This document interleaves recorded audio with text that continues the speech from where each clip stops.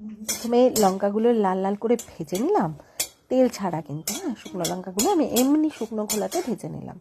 তারপরে আমি অল্প মেথি ভেজে নিলাম, কারণ কুল কম, আমার অল্প অল্প মশলা হলেই হয়ে যাবে। মেথিটা ভেজে নেওয়ার পরে আমি এবার দিয়ে দিচ্ছি মৌরিগুলোকে লাল লাল করে ভেজে নিলাম। তো বেশি মশলা তো আমার লাগেনি, আমি আগেই বললাম আমার কুল খুব কম, কুলের আচার তৈরি করছি। তো দেখো আমার ভাজা হয়ে গেছে সব, হয়েছে, সুন্দরভাবে ভাজা হয়ে গেছে। এগুলো পরে গুঁড়ো করে নেবো। এবার আমি বসিয়ে দিলাম গুড় জাল দিতে, একটুখানি জল দিয়ে দিয়েছি, না হলে তো হবে না। তো দেখো আমার গুড়ে কিন্তু একদম জল ছেড়ে দিয়েছে, কিন্তু এটা ভালো করে জাল দিতে হবে।